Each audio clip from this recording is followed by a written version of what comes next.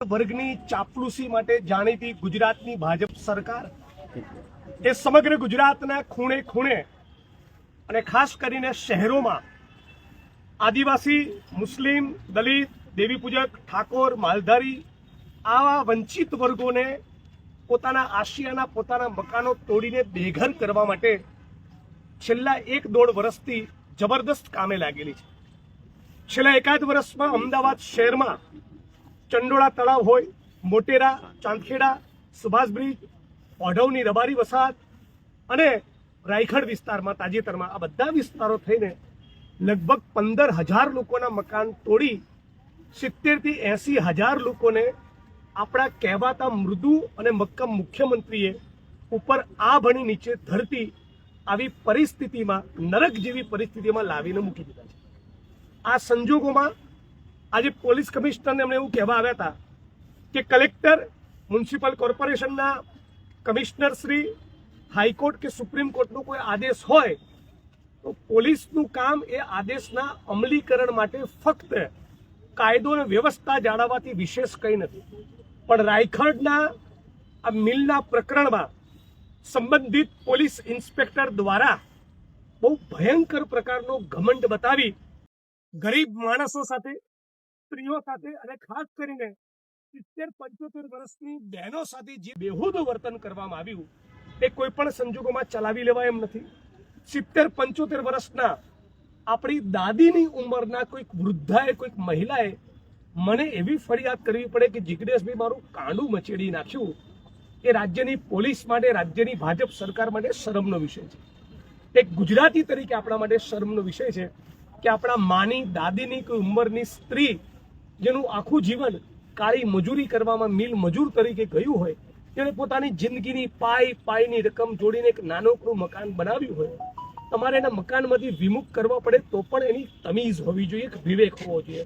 આ તમામ તમીઝ અને વિવેકને સાઈડ પર મૂકી પોલીસ ઇન્સ્પેક્ટર સામે આરોપ છે કે એમણે એવા વાક્યનો પ્રયોગ કર્યો, હટાવી દો બધા રાષ્ટ્રદ્રોહીઓને। એમણે એવો ફાંકો મારે જોયું, નેમપ્લેટ બતાવતા હતા ગરીબોને, હું કોણ છું, મારું નામ જુઓ। તો ભાઈ તને શેનો ઘમંડ છે? તારો ઘમંડ, તારી બધી હોશિયારી ઉતારી નાખવા માટે આજે પોલીસ કમિશનર આવ્યા છે। અને બધા જ આ ઝૂંપડાવાસીઓને પણ અપીલ કરું છું, હું તમારો સમર્થક છું। મૂળ લડાઈ તમારી છે। તમે આ ઘમંડી પીઆઈનો પારો ઉતરી ના જાય, એને સસ્પેન્ડ ના કરે ત્યાં સુધી લડત ચાલુ રાખજો। હું તમારા સાથ સહકારને ટેકામાં છું। આ ઉપરાંત ફક્ત રાયખડ વિસ્તારની અમદાવાદ શહેરમાં જ્યાં પણ કોઈ પણ સમાજના, કોઈ પણ જ્ઞાતિ કે ધર્મના ઝૂંપડા કે મકાનો તૂટે તેની સામે કોંગ્રેસ પાર્ટી તરીકે, કોંગ્રેસ પરિવાર તરીકે અને ગુજરાતના એક નાગરિક તરીકે પણ અડધી રાતે આવીને શક્ય બને એટલી જગ્યાએ લડત લડવાને મદદ કરવા તૈયાર બનીશ। આ બાબતની અમારી કમિટમેન્ટ।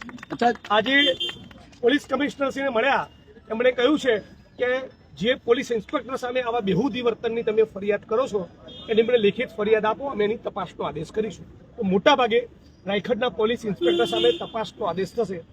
અમારી માગણી ફક્ત કુલડીમાં ગોળ ભાગનારી તપાસ નહીં, એમને સસ્પેન્ડ કરી દેવામાં આવે, જેથી આખા ગુજરાતના પોલીસ કર્મીઓમાં પણ એક મેસેજ જાય કે ગરીબ માણસો સાથે આવું વર્તન ચલાવી લેવામાં નહીં આવે। અચ્છા, જમીનની અંદર કયા કયા મોટા માથાઓ ઇન્વોલ્વ છે કે ફિલ્મ સ્ટાર ને એવા જાણવા મળ્યું છે અને મોટા મોટા નેતાઓ પણ ઇન્વોલ્વ છે? અદાણીના ભાઈ એ પ્રોપર્ટી ખરીદવાના છે અને એના સિવાય પણ બહુ બધા મોટા પૂંજીપતિઓનો આ જમીનમાં ડોળો છે। એ જે પણ હોય, કાયદો એ કાયદાનું કામ કરવું જોઈએ। હાઈકોર્ટ કે સુપ્રીમ કોર્ટનો કોઈ આદેશ નથી, સુપ્રીમ કોર્ટની સ્પષ્ટ ગાઈડલાઈન છે કે કોઈ પણ માણસની દુકાન, કોઈ મકાન તોડું તો 15 દિવસ પહેલા નોટિસ આપવી પડે। 15 દિવસની નોટિસનો સમય આપ્યો નથી। મુદ્દા નંબર 2, 7 દિવસની નોટિસ આપી એ સમયગાળા દરમિયાન આ ગરીબ માણસોએ કોર્ટમાં પિટિશન દાખલ કરીને સ્ટે માટેનો પ્રયત્ન કર્યો, સ્ટે નહોતો મળ્યો તો પોલીસ પ્રશાસન અને ડેવલપર્સનું પણ એવું વલણ હોવું જોઈએ કે ગરીબ માણસને પોતાનો સામાન કાઢી લેવા જોઈએ।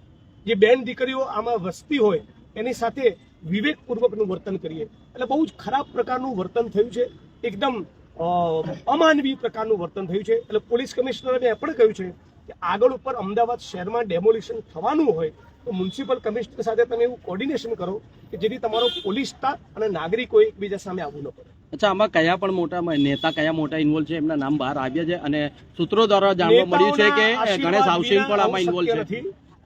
કમલમ અને ગાંધીનગરના નેતાઓના આશીર્વાદ વિના આટલો બધો ફાટવા પોલીસ કર્મીઓ અને ડેવલપર્સ કરે જ નહીં.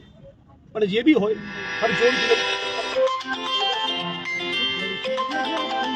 ગુજરાતમાં વધી રહ્યું છે એ વિશે શું કહેશો? બિલકુલ, પોલીસના જે માણસો બાઉન્સરો લઈને ઉતરે છે એ અનેક પ્રકારની અનૈતિક પ્રવૃત્તિ ચાલતી હોય ત્યાં બાઉન્સરોને કેમ મોકલતા નથી?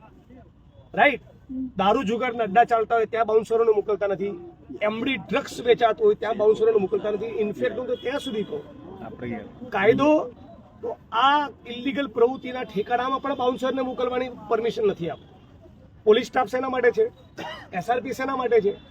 પોલીસને કદાચ સ્થળ ઉપર પહોંચ્યા પછી લાગે કે સ્ટાફ ઓછો છે તો ફોન કરીને બીજો સ્ટાફ મંગાવે, 2 દિવસ પૂરતું ડેમોલિશન મોકૂફ રાખે. પણ તમે પ્રાઇવેટ બોડી બિલ્ડરોને બાઉન્સરોને લઈને આવીને 75 વર્ષની વૃદ્ધાનું કાંડું મરડાઈ જાય એ પ્રમાણેનું વર્તન કરો તો કહેવાનું મન થાય કે તમે ઘરે જઈને તમને જન્મ આપનારી તમારી માને કહેજો કે હે માં, મેં તારા જેવી બીજી માનું કાંડું મરડીને આવ્યો છું, હું તારા દીકરા તરીકે કેવો લાગ્યો? આવું તમે તમારી માને